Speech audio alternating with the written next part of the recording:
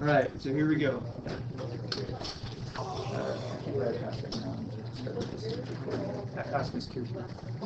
All right, so excuse me. I'm recording. I hear the side conversations are stopping. So wait, can it hear us? Yes. Oh, hello. Hello. Okay, so How's it going? Why would you tell them that? because typically people could. It was funny. No visual. I thought it's just recording what I'm writing for the folks who are absent. So right here, guys, we've got compound inequalities, or just inequalities that there's two of them. Okay, and they're going to be separated by an and or an or. So a compound inequality, if you could write this down, it's two distinct inequalities joined by an and or an or. Okay, so they will be joined by an and or an or. And so it's kind of like double of what we've been doing. The graph will look different.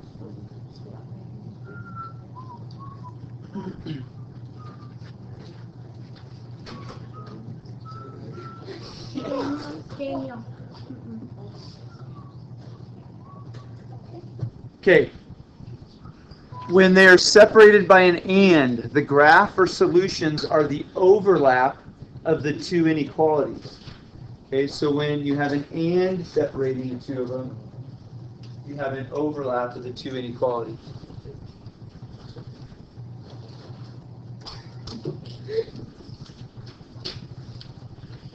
Sometimes what we'll do is we have a kind of a physical picture that will help you to understand this.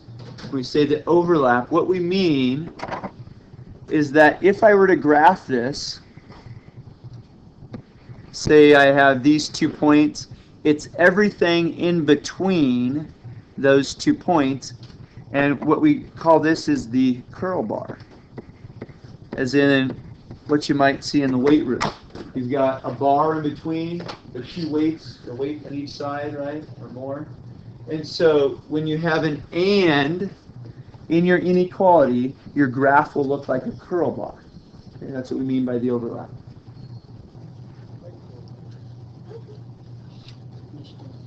Yes. Yeah. So remember, what does the and mean? Which picture is it?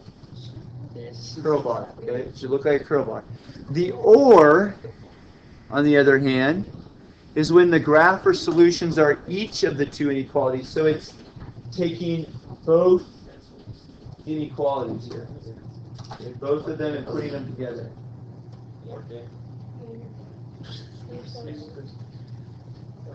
And so I have kind of a visual for this one as well. If you graph the two solutions here, separated by an or sign, you're going to have what are called, we go this way and that way, they go out. We call these the devil horns. These are the devil horns. And you'll notice that within horns here, we have the or. So remember, the devil horns are the or. So if they look like devil horns kind of going out, then that's what the graph will look like for the or statement. So we've got curl bars, devil horns, and or. Okay, so hopefully that'll help you to remember what the graph looks like. That's the only thing that's different between today's lesson and what we did last time, is that there are going to be two equations or inequalities separated by an and or an or. So any questions on these and versus or graphs, what they generally look like? And I say devil what? devil horns. Devil horns, like H-O-R-N-S. And horns. Yep. Okay. Oh boy.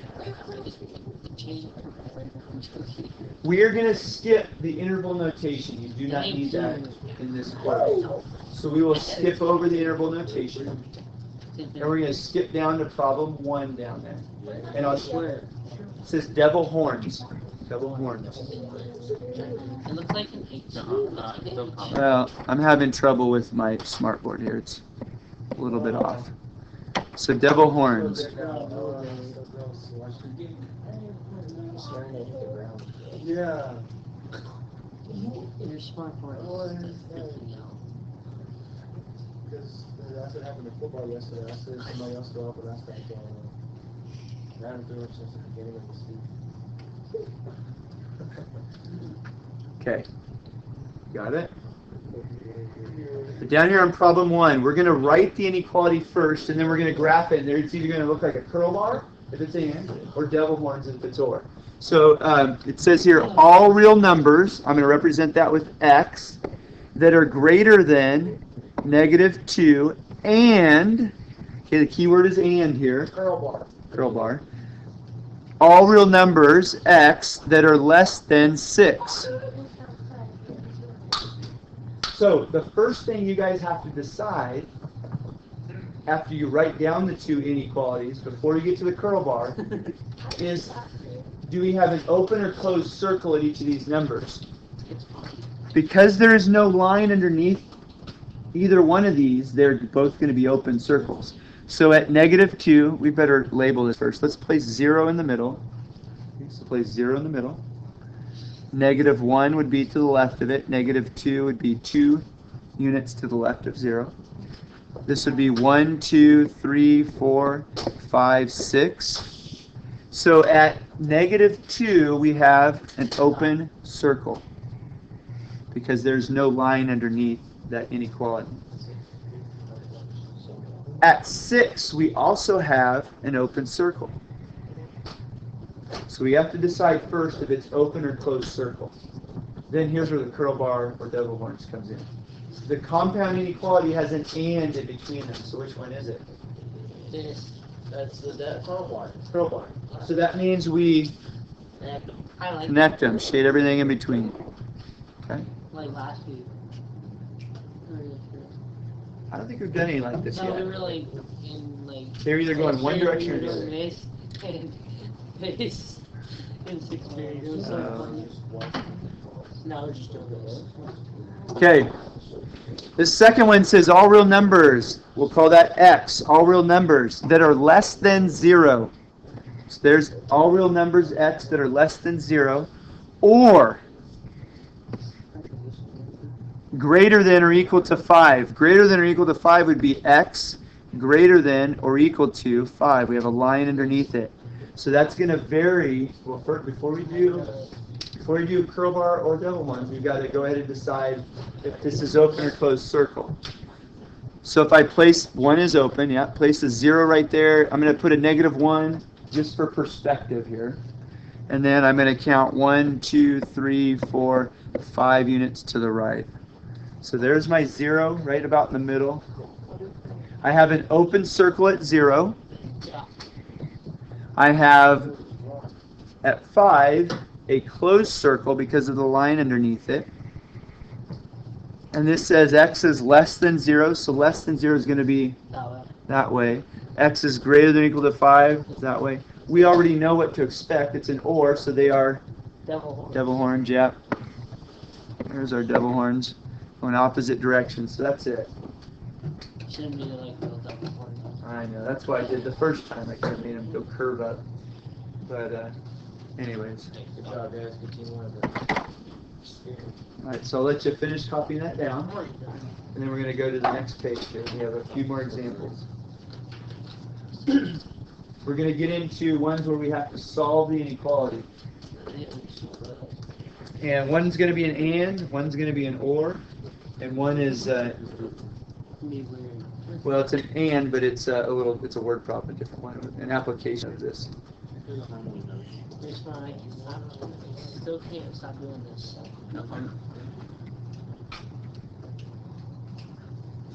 Alright. I still can't stop doing this. Alright, problem 2. When you see the letter in between the two numbers, that's called in between is an and statement. So here's how we're going to think about this. Don't do what I'm doing, but pretend this isn't here. Okay, do you see that? We'd have the inequality. You can go ahead and write this down. 3 is less than or equal to m minus 4. That's one of the inequalities we have to solve. And here's the other one. Scribble this out. And you've got m minus 4 is less than negative 1. So those are the two inequalities. So when you see it written like this, it means it's an and statement, and you can solve two separate inequalities, okay? Two separate inequalities. So let's write that down. Am I missing one? Oh, negative on my 3. Please place a negative on the 3 here. All I'm doing is copying exactly what I see up here, but splitting it up into two different inequalities separated by an and. Okay, so we already have a picture in our mind what the graph will look like, right? Okay, the inequality solving process is easy. What do I have to do on the first one here? Yeah, Joseph. Add 4 by both sides. Add 4 on each side. So add 4 here, add 4 here.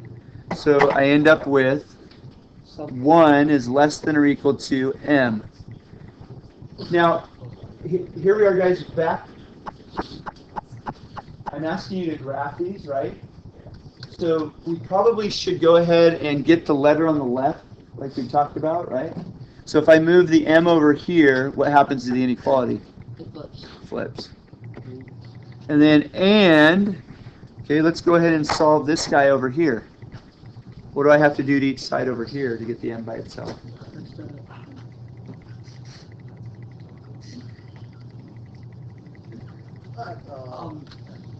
Yes. Same thing. Same thing, yes. Add 4. So we have m is less than negative 1. Oh, 3. Boy, funny arithmetic here. I can't believe it. Negative 1 plus 4 is 3. Good. So now the next step is to decide is it open or closed circle at each of those numbers. So at the positive 1 here, let me draw in. Here's 0. We'll put 0 right here. There's 1, 2, 3, 4. I think that'll be enough to put on my number line, right? 0 through 4. What do I have at 1? What do I have? Is it open or closed circle at 1? It's closed. 1, so it's got a line underneath. And over here at 3, open or closed? It's open. And then I have to decide, is it the crowbar or the double one? That's the double ones. It's separated by Dummy hand. and crowbar. Crowbar. No. No crowbar, just a curl bar. There it is. There's my crowbar. Kind of lopsided, right? I'm gonna tip this way a little bit, but there it is. It's like this. Yep. All right. What about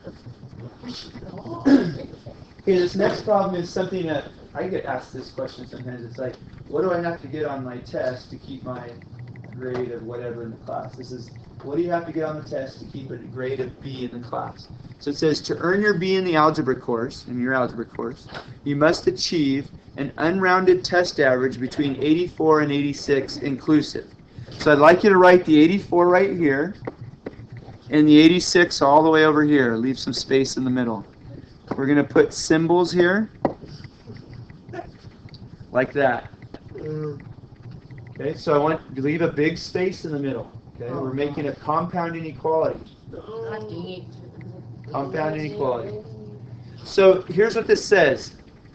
It says you've scored an 86 on a test, and an 85, and an 80, and the question is, what do you have to get on the fourth test to keep your average between 84 over here and 86 over here? Well, average means take all the tests you've taken and divide by the number of tests. So I have to have a 4 on the bottom here.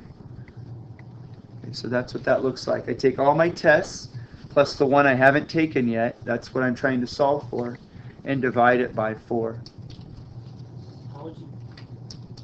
We'll talk about how to solve it in just a minute. First, we're going to add the 3 test scores that I have given. So I have 84 is less than or equal to 251 plus x over 4 is less than or equal to 86. So I have 251 plus x over 4 is less than or equal to 86, greater than or equal to 84. You need to make sure you have this step written down. You're going to have a problem just like this on the classwork, where you have a fraction involved in that middle piece. How do we get rid of that 4 in the bottom of the fraction in the middle piece? That's what's happening. It's dividing. So the opposite of dividing or inverse multiplication. So we multiply by 4. And by multiplying the middle section by 4, that will cancel out the 4 in the bottom. Now here's the problem. I can't just multiply the middle by 4. Whatever I do to the middle piece here, I have to also do to each end. Okay? So I've got to multiply this by 4. And I have to multiply this over here by 4 as well. As a matter of fact, I skipped it here, but I could have done that up here. Up here I could have been a little more efficient. Right here, guys. I don't have to break that into 2 pieces. Up here I could have just said, okay, to solve this I just add by 4 in the middle, and if I add by 4 in the middle, I have to add by 4 on the left, add by 4 on the right. So that's a way to do this without breaking it into 2 pieces. And so my inequality up here would say 1 less than or equal to m less than 3. And this just says m is between 1 and 3, which is exactly what I have on my graph right here. So I'm doing the same thing here. If I'm going to multiply the middle piece by 4, I have to multiply each of the sides by 4. So 4 times 84, what's that? 4 times 80 would be 320. 4 times 4 is 16. 320 plus 16 is 336. Less than or equal to. Now in the middle, I don't distribute this 4. It's already canceled with the 4 on the bottom. So the middle term is 251 plus x. And then the 86 times 4 gives me, 80 times 4 is 320. 6 times 4 is 24. 320 plus 24 is 344, if I did my arithmetic correctly there. Okay. All right, so then one more step here. What do I need to do to each piece of the inequality? I want to get rid of that 251, right? Subtract 251 from here.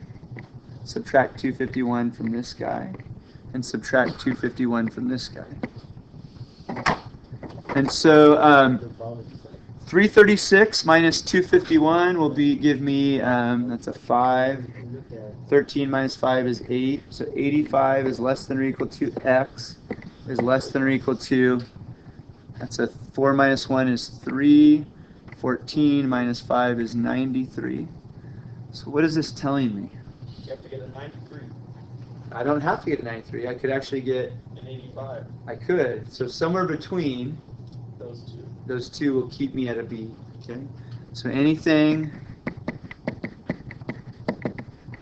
between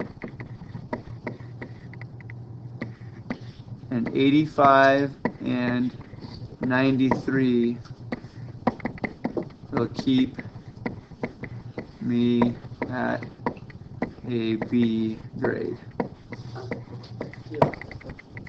It keeps my test scores between 84 and 86, which balances off maybe my homework that I didn't complete or something. To keep me at a B. Or my quiz scores or whatever, project scores, right? So you had to get that certain grade to stay at that level. I just have one more to do here. This one is an OR. The previous 2 we just did were both ANDs. They just had different processes for solving them. But this OR statement, I get 2 inequalities in the same problem. How do I solve the one on the left here? Subtract 2 from each side. So I have 3x is less than negative 9. Negative 7 minus 2 is negative 9. One more step. Divide by 3.